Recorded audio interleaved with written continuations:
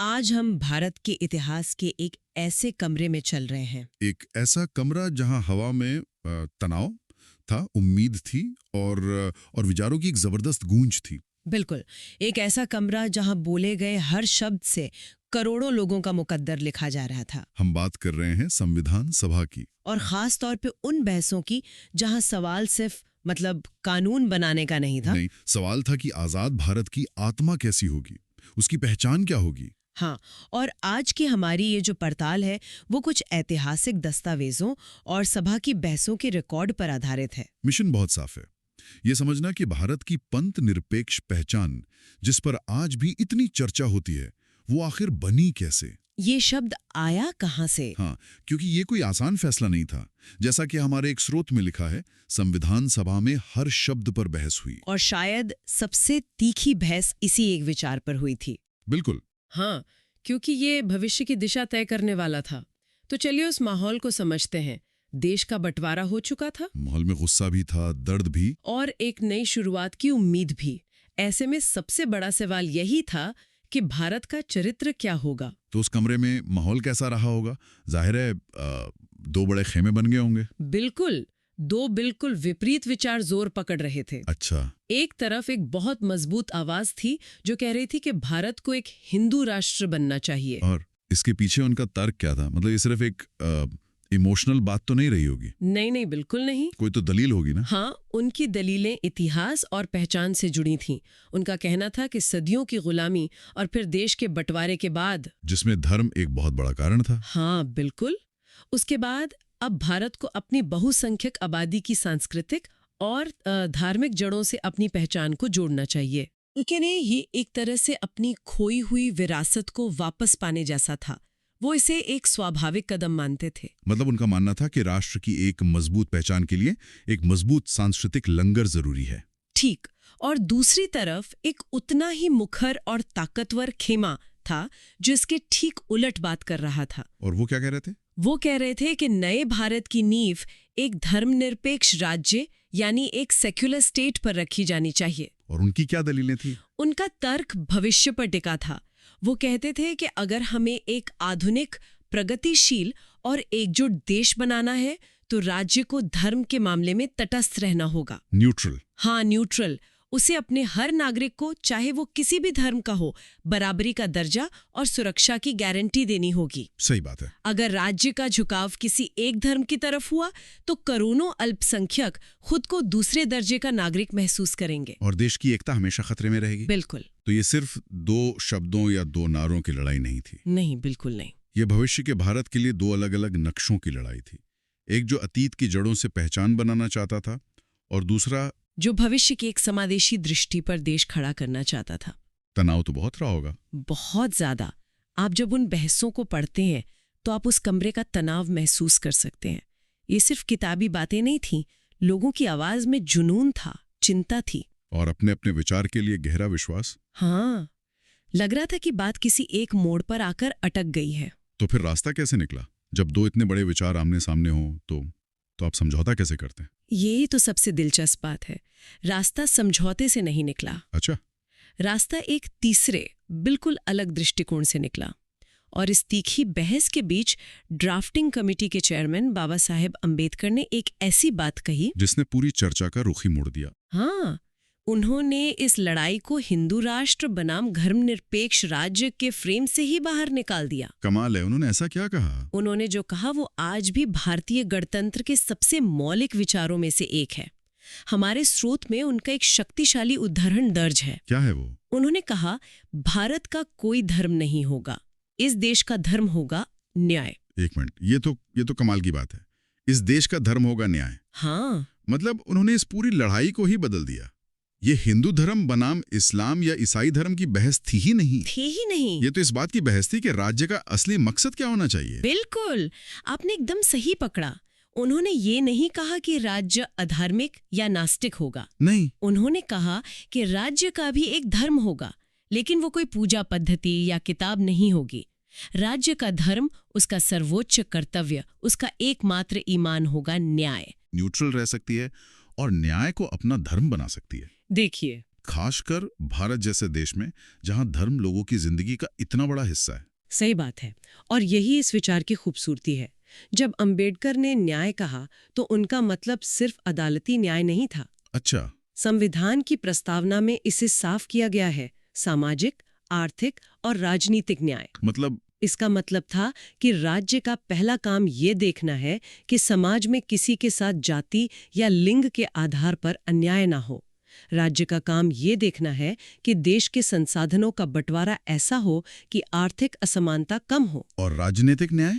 और राज्य का काम ये है कि हर नागरिक को अपनी बात कहने और राजनीतिक प्रक्रिया में हिस्सा लेने का बराबर का हक मिले। मतलब उन्होंने धर्म को एक निजी आस्था का विषय बनाकर राज्य की पूरी ऊर्जा को नागरिक के अधिकारों और उसकी भलाई पर केंद्रित कर दिया। ठीक यही। उन्होंने राज्य को एक नैतिक कंपास दे दिया, एक ऐसा ध्रुव तारा दे दिया जो किसी पंथ से नहीं बंधा था। क्योंकि न्याय तो एक सार्वभौमिक सिद्धांत है। बिल्कुल, ये किसी एक धर्म की बपौती नहीं है, ये हर इंसान का हक है। इस एक विचार ने राज्य की निष्ठा को किसी ईश्वर या धर्म ग्रंथ से हटाकर सीधे भारत के नागरिक के प्रति जवाबदेही बना दिया। ये एक ऐसी नींव थी जिस पर एक सच्चा लोकतंत्र खड़ा हो सकता था। हाँ। तो उन्होंने एक रास्ता तो दिखा दिया, एक बहुत ही ऊंचा आदर्श स्थापित कर दिया, पर क्या उन्हें इस बात का डर भी था कि भविष्य में लोग इस रास्ते से भटक सकते हैं? बिल्कुल। क्या उन्होंने कोई चेतावनी भी दी थी? उनकी दूरदर्शिता यहीं दिखती है। वो जानते थे कि सिर्फ अच्छी बातें लिख देना काफी नहीं होता। सही है। वो इतिहास पढ़ चुके थे और जानते थे कि कौन सा लालच या कौन सा जुनून देशों को बर्बाद कर सकता है। इसीलिए उन्होंने सिर्फ एक सिद्धांत नहीं दिया, बल्कि एक बहुत बड़ी चेतावनी भी दी। और वो चेतावनी क्या थी? वो एक सीधी और सपाट चेतावनी थी, जिसमें कोई लाग लपेट नहीं थी। हमारे स्रोत में उनका दूसरा महत्वपूर्ण उदाहरण कुछ इस तरह है। अगर धर्म और राजनीति एक हो गए तो ये देश बर्बाद हो जाएगा। बर्बाद हो जाएगा, ये बहुत भारी शब्द है। बहुत भारी।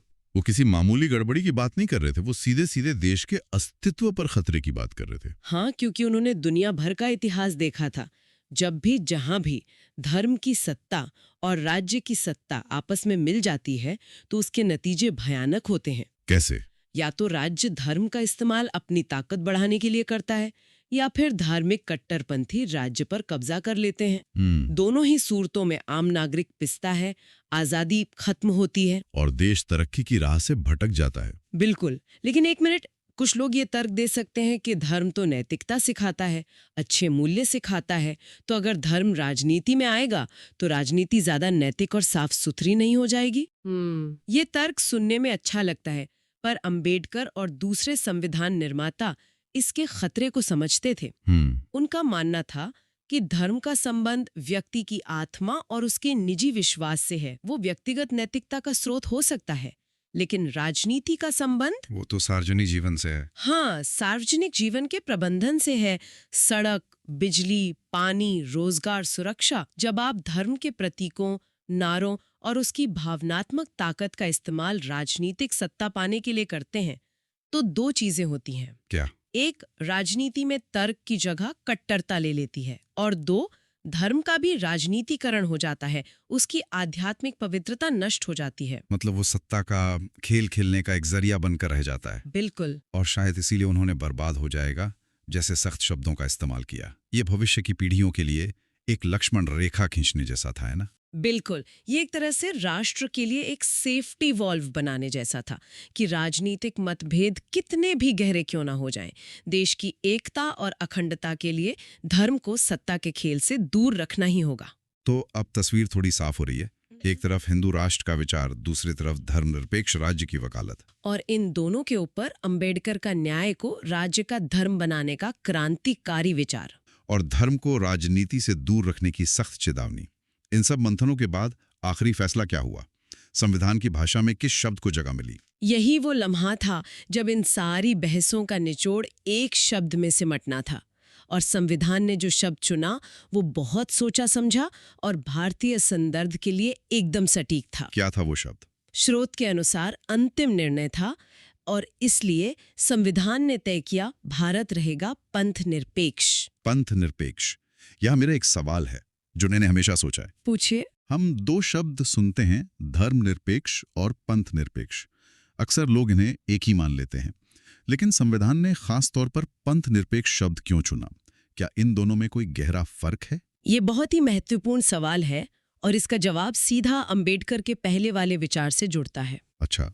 देखिए, पश्चिम का जो सेक्युलर का कॉन्सेप्ट है वो कहता है कि राज्य और चर्च यानी धर्म के बीच एक दीवार होगी। हाँ, separation of church and state. बिल्कुल, राज्य धर्म के मामलों में दखल नहीं देगा और धर्म राज्य के मामलों में। ये एक तरह का अलगाव है। लेकिन भारतीय निर्माताओं को लगा कि ये मॉडल भारत के लिए ठीक नहीं है। हाँ, क्योंकि यहाँ धर्म लोगों के जीवन का अभिन्न अंग है।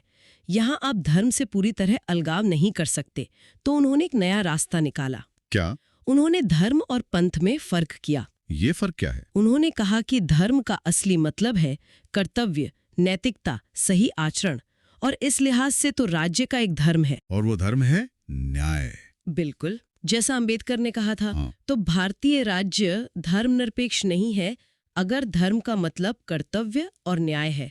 वो तो पूरी तरह से धार्मिक है। हाँ, क्योंकि उसका परम धर्म न्याय करना है। वाह, ये तो पूरी तरह से एक नया दृष्टिकोण है। हाँ, और फिर आता है शब्द पंथ। हम्म, पंथ का मतलब है पूजा की पद्धति, कोई विशेष संप्रदाय, कोई मजहब, जैसे हिंदू पंथ, इस्लाम पंथ, सिख पंथ, ईसाई पंथ। अच्छा। संविधान कहता है कि राज्य इन पंथों के मामले में निरपेक्ष रहेगा, यानी वो किसी पंथ का पक्ष नहीं लेगा, वो किसी पंथ को अपना राजपंथ नहीं बनाएगा। उसकी नजर में सारे पंथ बराबर हैं। बिल्कुल बराबर। तो इसका मतलब ये हुआ कि राज्य धर्म यानी न्याय का पालन करेगा, लेकिन सभी पंथों से एक समान सम्मानजनक दूरी बनाए रखेगा। आपने बिल्कुल सही समझा। इसीलिए पंथ निरपेक्ष शब्द धर्मनिरपेक्ष से ज्यादा गहरा और भारतीय संदर्भ में ज्यादा सही है। हमारा स्रोत भी इसी बात को साफ करता है ना? हाँ, स्रोत भी साफ करता है।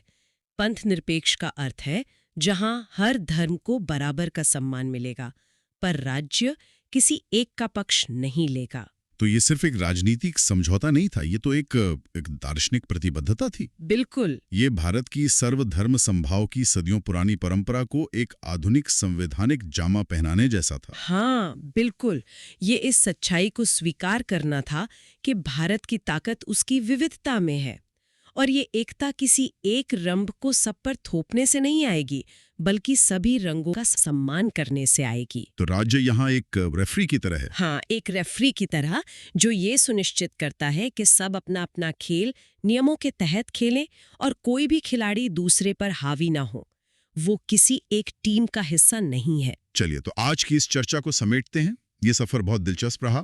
हमने शुरुआत की संविधान सभा की उन गंभीर और तनावपूर्ण बहसों से, जहां ये तय हो रहा था कि भारत की पहचान क्या होगी। हमने हिंदू राष्ट्र और धर्मनिरपेक्ष राज्य के दो विपरीत विचारों के टकराव को समझा। फिर हमने देखा कि कैसे डॉक्टर अंबेडकर ने न्याय को राज्य का सर्वोच्च धर्म बताकर और धर्म को राजनीति से अलग रखने की चेतावनी देकर इस बहस को एक नई और ऊंची जमीन दी। बिल्कुल। और अंत में हमने देखा कि कैसे इन सब मंथनों से पंथ निरपेक्ष जैसा गहरा और अनूठा भारतीय विचार निकला। एक ऐसा रास्ता जहां राज्य का अपना कोई पंथ नहीं होगा, लेकिन वो हर पंथ का सम्मान करेगा और उसका सबसे बड़ा धर्म अपने हर नागरिक के लिए न्याय सुनिश्चित करना होगा। एक फैसला जिसने भारत के बहुलवादी और लोकतांत्रिक चरित्र की नींव रखी। ये सारी बातें हमें इतिहास की अहमियत तो समझाती ही हैं, लेकिन जाते जाते एक सवाल आज के लिए भी छोड़ जाती हैं। एक ऐसा सवाल जिस पर हम सबको सोचना चाहिए। हाँ। और वो सवाल क्या है? संविधान में तो राज्य का धर्म न्याय